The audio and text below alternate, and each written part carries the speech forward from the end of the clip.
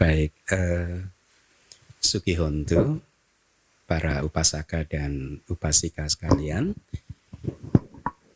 ya, semoga Anda semua berada dalam keadaan sehat, damai, dan bahagia. Baik, para upasaka upasika sekalian, sore hari ini kita semua menghadiri acara peresmian dan sekaligus pemberkatan tempat meditasi di K47 ini. Tadi ketika rapat antara Pak Suwardi dan pengurus sudah disepakati kita akan menentukan namanya tempat meditasi ini. Kita akan beri nama, hanya saja mungkin saya membutuhkan waktu beberapa saat ya untuk memikirkan nama yang cocok dan baik untuk tempat ini. Para upasaka-upasika sekalian, saya akan sedikit kilas balik, kira-kira seperti yang tadi disampaikan oleh Pak Suwardi. 2 tahun yang lalu mungkin pertama kali Pak Suwardi membawa saya ke tempat ini gitu. Dari cerita yang saya dengar memang ini kayaknya jodohnya kita tempat ini. Kenapa? Karena dengar-dengar katanya rumah kuti yang di tengah itu sudah dijual untuk waktu yang cukup lama dan tidak ada yang tertarik untuk membelinya gitu. Ya Pak ya. Ketika Pak Suwardi membawa saya naik ke sini, Pak Suwardi berkata, "Bante cocok nggak ini?" Gitu. Saya bilang cocok-cocok aja nih. Ini ideal ini.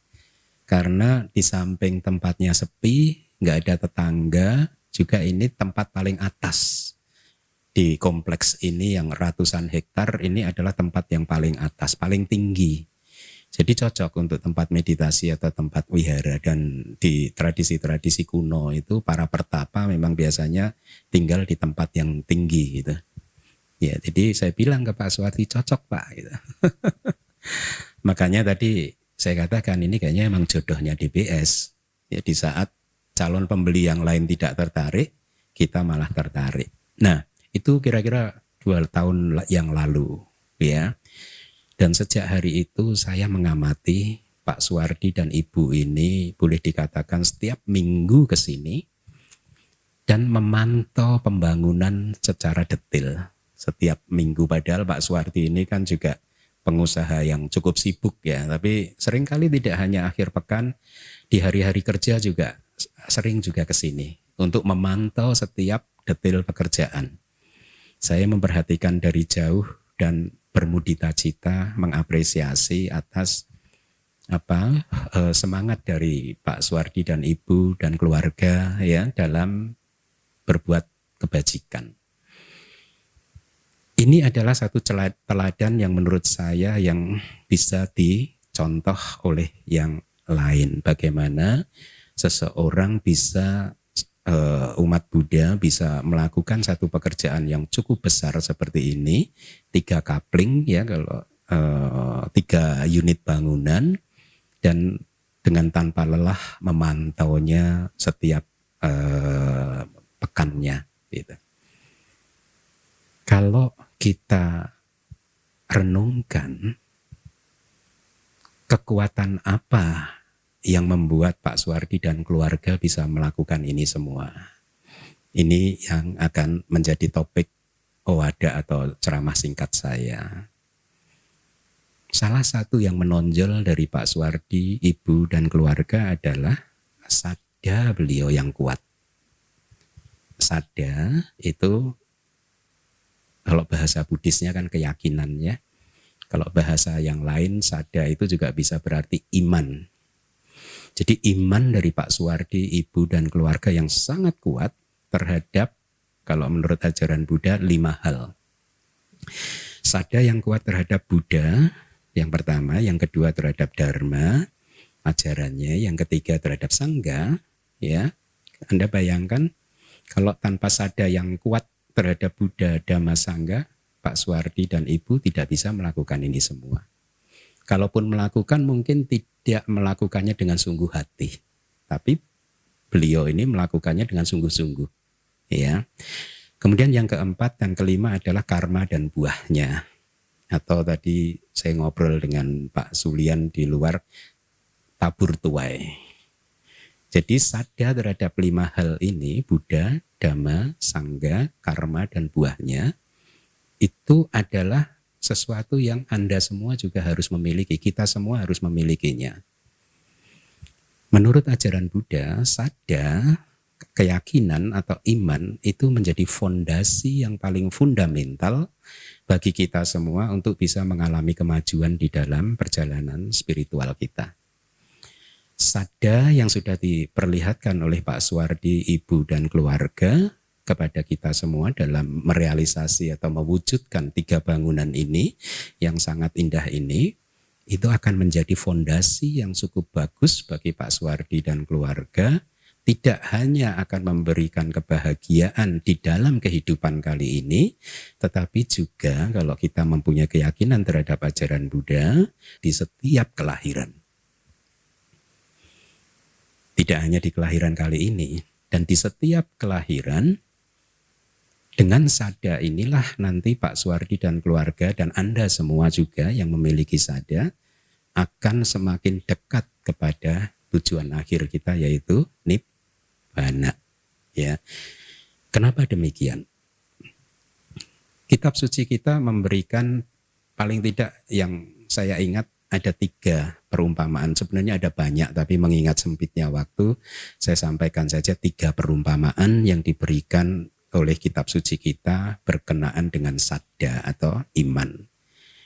Perumpamaan yang pertama yang diberikan oleh kitab suci kita adalah sadda itu seperti tangan. Ya. Bayangkan saja, segala sesuatu, segala pekerjaan termasuk yang paling sulit pun bisa kita kerjakan karena kita mempunyai tangan. Jadi dari seluruh anggota tubuh kita ini, bagian anggota tubuh yang terpenting boleh dikatakan adalah tangan. Karena dengan tangan kita bisa melakukan banyak pekerjaan. Dengan tangan kita bisa membersihkan tubuh kita. Dengan tangan kita bisa menyingkirkan barang-barang yang kotor yang kita tidak ingin memilikinya. Dengan tangan kita bisa menyimpan barang-barang yang baik, yang penting, yang kita sukai, yang kita inginkan. Jadi tangan itu merupakan anggota atau anggota tubuh kita yang paling penting.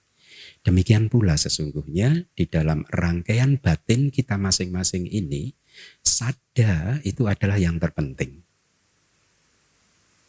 Segala perjalanan spiritual diawali dengan sadda, dengan iman, dengan keyakinan. Ya, sadda seperti tangan. Dengan sadda Anda bisa melakukan banyak hal yang bahkan menurut sebagian besar orang sulit untuk dilakukan.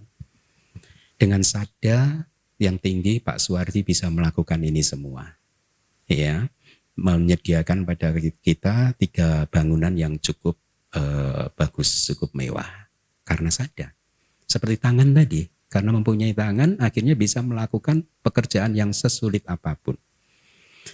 Dengan sadda, Anda bisa menjaga sila. Ya, tanpa sadda Anda tidak akan mau menjaga sila Anda. Ya, dengan sadda Anda juga bisa berjuang untuk membersihkan tidak hanya tubuh Anda, tetapi membersihkan batin Anda atau hati Anda dari kilesa-kilesa. Bulan depan kita akan mengadakan retret meditasi. Ini adalah satu upaya untuk membersihkan batin kita. Anda semua yang sudah mendaftar, kalau Anda renungkan, Anda tidak akan mendaftar kalau Anda tidak punya sadda. Keyakinan terhadap Buddha, Dhamma, Sangha, karma, dan buahnya. Jadi dengan sadda Anda bisa membersihkan hati Anda. Anda bisa membersihkan batin Anda dari kotoran-kotoran batin seperti keserakahan, kebencian, delusi, dan lain sebagainya. Dengan sadda juga Anda bisa menghindari hal-hal yang buruk yang memang harus dihindari. Ya, dengan sadda Anda bisa menghindari karma-karma buruk. Anda bersedia untuk menghindari karma buruk karena sadda. Anda bersedia melakukan karma baik juga karena sadda. Ya, seperti yang tadi perumpamaan tangan, tidak hanya tangan itu bermanfaat untuk membersihkan badan kita dari kotoran, tapi tangan juga bermanfaat untuk menyingkirkan benda-benda yang kotor, benda-benda yang tidak baik yang tidak kita inginkan. Dengan tangan kita bisa menyimpan benda-benda yang berharga, barang-barang yang berharga. Dengan sada Anda bisa menyimpan karma-karma baik Anda. Selama 2 tahun ini paling tidak saya melihat Pak Suwardi dan Ibu sudah melakukan banyak karma baik di dalam persiapan pembuatan gedung ini. Dan itu bisa sudah tersimpan di dalam rangkaian batin Pak Suwardi, Ibu, dan keluarga. Seperti tadi, tangan menyimpan barang-barang yang berharga di dalam brankas. Sada Anda akan menyimpan karma-karma baik ke dalam brankas yang disebut rangkaian batin Anda, di dalam hati Anda, di dalam batin Anda. Nah, itulah mengapa sada diumpamakan oleh kitab suci kita seperti tangan. Sada adalah awal dari perjalanan spiritual kita. Tanpa sada kita nggak akan bisa maju mencapai nibbana. Ya. Yang kedua, perumpamaan yang diberikan di dalam kitab suci kita, sada itu seperti uang, seperti kekayaan. Seseorang yang mempunyai uang, yang mempunyai kekayaan, dia bisa mendapatkan segala jenis kesenangan, kenikmatan, kebahagiaan di dunia ini. Karena mereka punya uang. Ya, mereka yang punya uang, punya kekayaan, bisa mendapatkan segala hal yang baik yang tersedia di dunia ini karena uang mereka. Demikian pula dengan sada. Sada diumpamakan seperti uang, seperti kekayaan. Dengan sada Anda bisa mendapatkan kebahagiaan di dunia manusia, di alam manusia ini. Anda bisa mendapatkannya karena sada. Kenapa demikian? Karena ketika Anda mempunyai sada, Anda akan terdorong untuk melakukan karma baik, perbuatan baik. Dan dari perbuatan baik itulah yang akan nantinya menyediakan kenikmatan, kenyamanan, kebahagiaan di dalam kehidupan ini. Dengan sada Anda bisa berdana. Tanpa sada Anda tidak bisa berdana. Dan dana yang Anda lakukan menyediakan juga kedamaian, kebahagiaan, kesuksesan, keberhasilan. Tidak hanya di kehidupan kali ini, tapi juga di kehidupan berikutnya. Artinya dengan sada Anda bisa membeli kebahagiaan yang seperti itu. Dengan sada Anda bisa mendapatkan kelahiran sebagai manusia. Atau sebagai dewa di alam surga karena sada. Ya, jadi dengan sada Anda bisa membeli ibaratnya kehidupan manusia dan kehidupan sebagai dewa di alam surga. Ketika Anda melakukan dana tadi. Kalau dananya berbuah kan akan membuat Anda terlahir di alam manusia atau alam surga. Ketika Anda menjaga sila Anda, kalau sila Anda itu berbuah, ya kan Anda akan terlahir juga di alam manusia dan di alam surga. Semua itu bisa Anda dapatkan, kebahagiaan di alam manusia dan alam surga itu bisa didapatkan karena sada. Dengan sada Anda bisa berlatih meditasi, dan kalau Anda mencapai jhana, dengan jhana Anda akan bisa mendapatkan kebahagiaan di alam Brahma. Seperti orang kaya tadi, bisa mendapatkan segala jenis kesenangan, kenikmatan, kebahagiaan apapun. Jadi dengan sada Anda bisa mendapatkan kenikmatan di alam Brahma karena Anda bermeditasi mencapai jhana.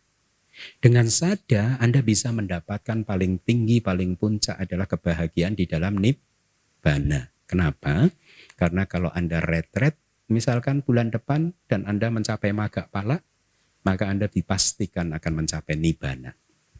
Jadi lihat, dengan sada yang diibaratkan seperti uang, dengan uang Anda bisa mendapatkan segala jenis kesenangan yang ada, dengan sada pun Anda juga bisa mendapatkan segala jenis kesenangan yang ada. Anda bisa mendapatkan segala jenis kesenangan, kebahagiaan sebagai manusia atau sebagai dewa di surga karena sada. Anda bisa mendapatkan kesenangan dan kebahagiaan sebagai Brahma karena sada. Dan yang puncaknya Anda mendapatkan kebahagiaan nibbana karena sada. Itu perumpamaan yang kedua. Perumpamaan yang ketiga, sada diibaratkan seperti benih. Ya, benih itu kalau kitab suci kita dalam perumpamaan ini mempunyai dua potensi. Ya, bayangkan saja kita menanam benih mangga. biji mangga. Biji atau benih mangga tadi memiliki dua potensi, yaitu ke bawah dia menghasilkan akar. Kalau kita tanam di dalam tanah, nanti seiring berjalannya waktu dia ke bawah akan menghasilkan akar. Benih tadi yang sudah kita tanam ke atas, dia akan menghasilkan tunas.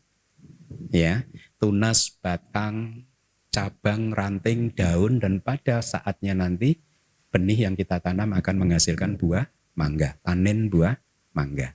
Ya, jadi kitab suci kita memberi penjelasannya begitu. Benih mempunyai potensi dua potensi, ke bawah dan ke atas.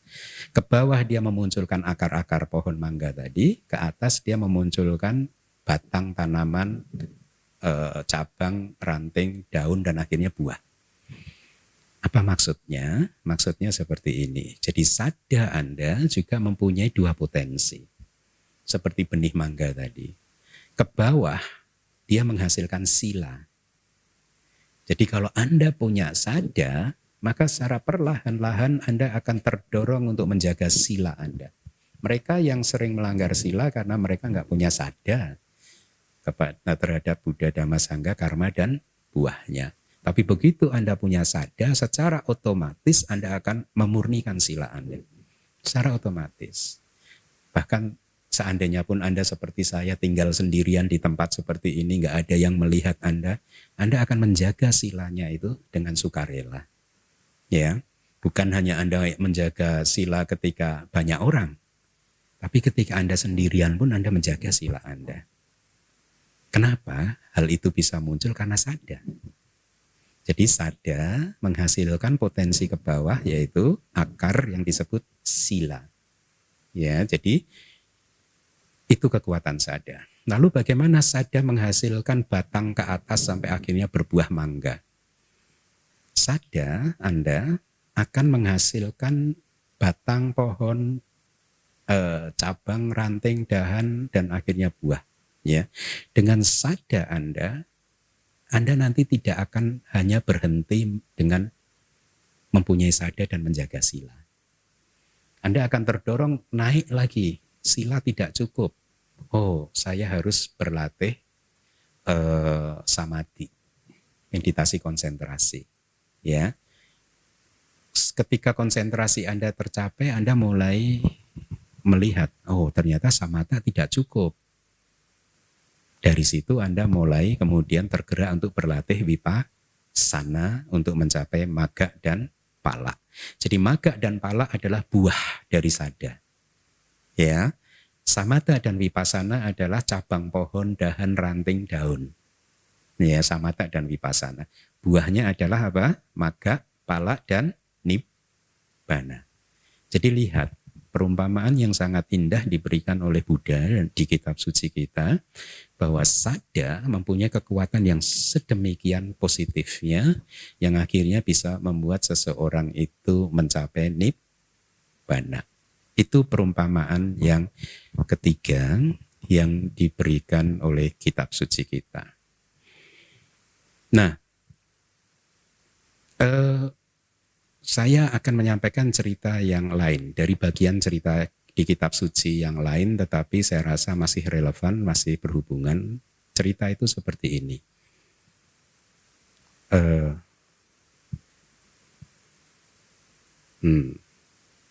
Ya saya ingat-ingat dulu ya karena agak spontan ini.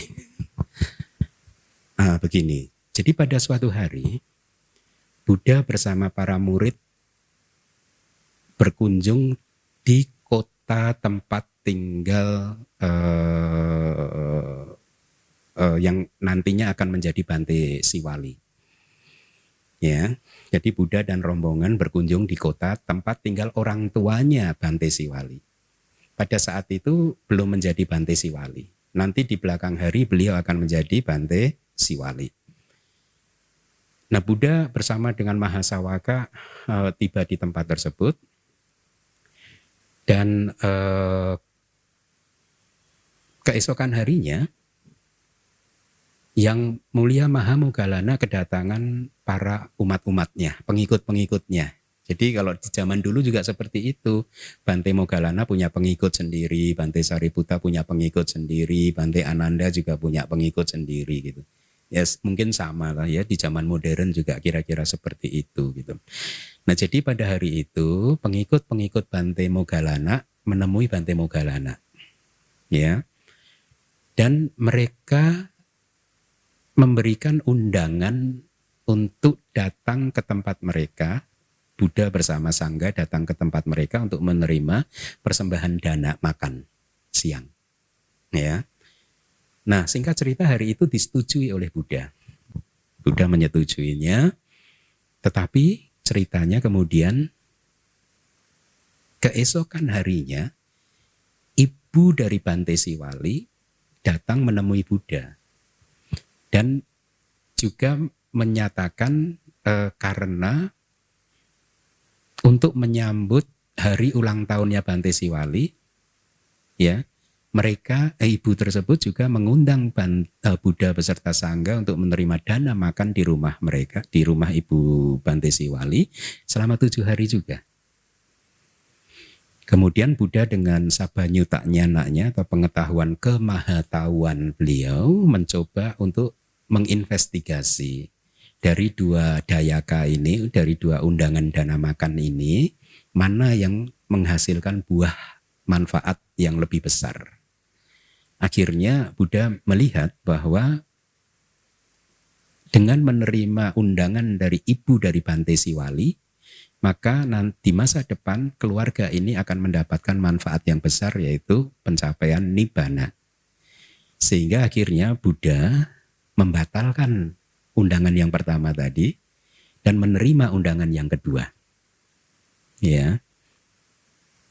Nah, Yang Mulia Mahamoggallana diminta oleh Buddha untuk menyampaikan pembatalan tersebut. Kamu batalkan karena saya akan menerima undangan dari ibunya Siwali selama 7 hari dan pada hari yang ke-8 nanti baru saya akan bisa ke rumah dia. Dan Bante Moggallana menyampaikan kepada upasaka-upasika pengikut-pengikutnya tadi persis seperti yang diminta oleh Buddha, dan jawaban dari mereka seperti ini. Baik Bante Yang Mulia Bante Mahamoggallana, saya menerima perubahan jadwal ini. Buddha dan Sangga akan datang di sini di 8 hari sejak sekarang. Tapi dengan syarat, 1, Bante Moggallana berjanji akan menjaga kekayaan saya tidak hilang sampai di hari yang ke-8. 2, Bante Moggallana harus berjanji untuk melindungi nyawa saya tidak hilang di hari yang ke-8. Jadi artinya biar mereka di hari yang ke-8 bisa tetap berdana. Dan yang ketiga, Bante Moggallana juga harus berjanji untuk melindungi sada saya terhadap Buddha, Dhamma, dan Sangga sampai hari ke-8.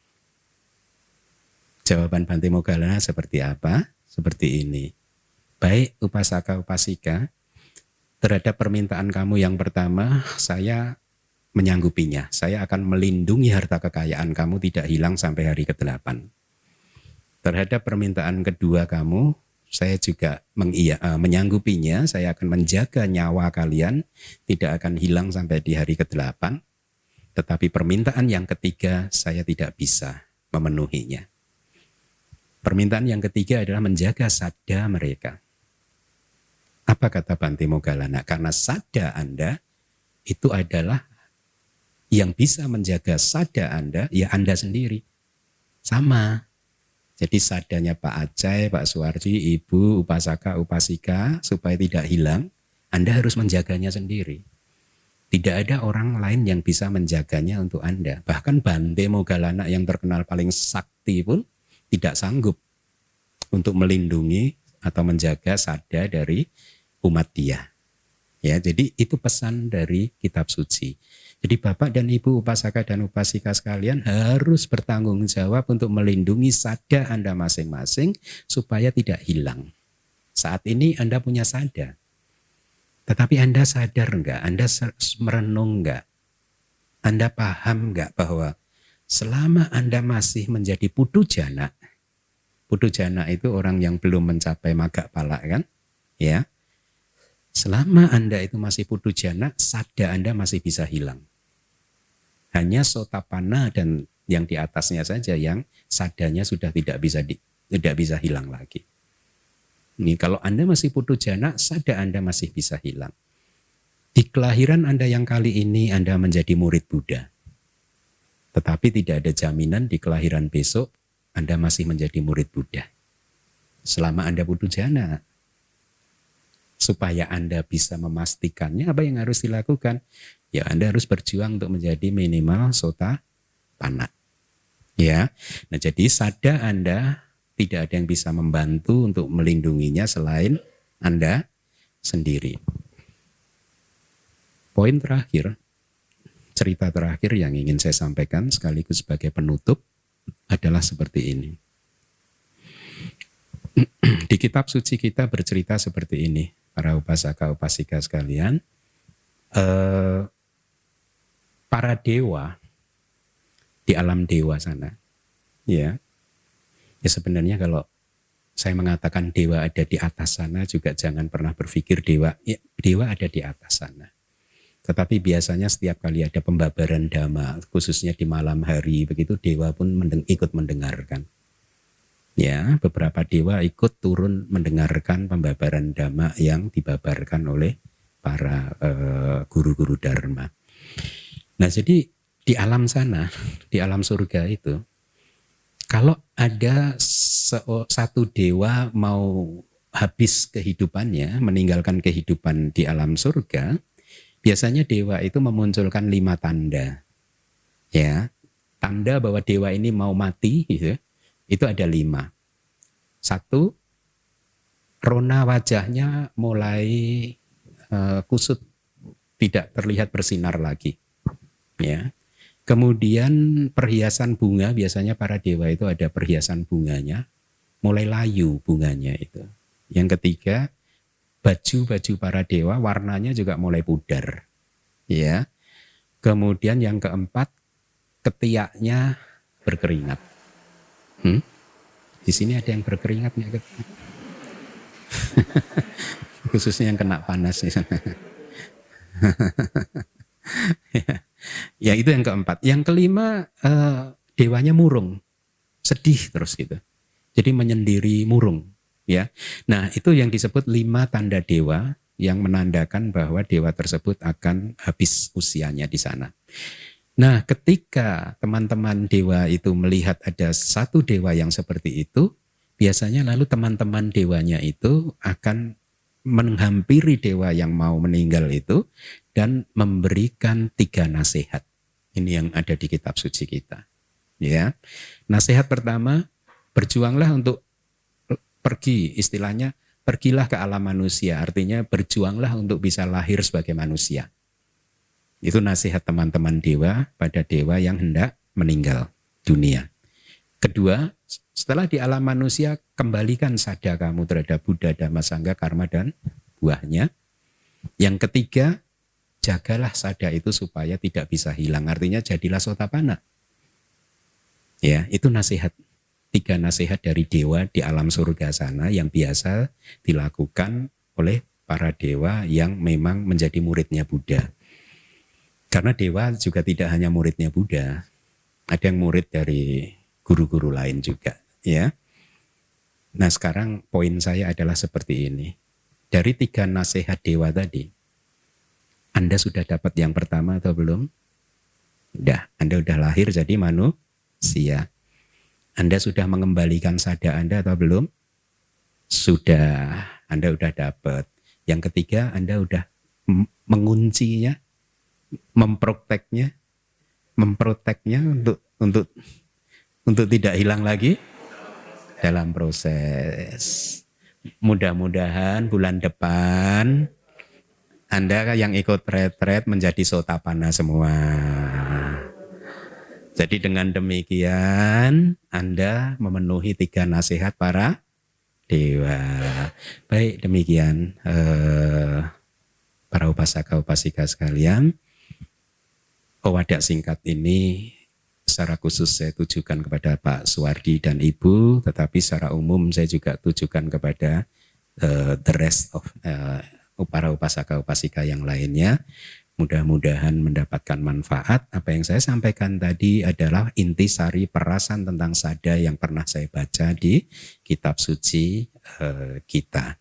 Mudah-mudahan semua yang ada di sini bisa terus berjuang di dalam jalur ajaran Buddha, ya, sehingga akhirnya bisa mencapai magga, pala, dan nibbana.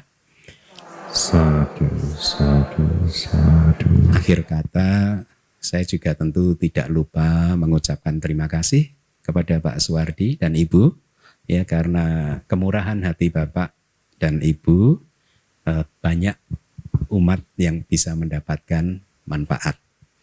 Mudah-mudahan kepercayaan yang diberikan oleh Pak Suwardi dan Ibu kepada DBS bisa dijaga oleh Ibu Sylvia dan jajarannya, sehingga DBS juga bisa menjadi organisasi yang bisa membawa manfaat bagi semakin banyak, semakin besar umat, ya. Dan mudah-mudahan di tempat ini juga melahirkan sotapana entah di tahun keberapa. Baik, terima kasih.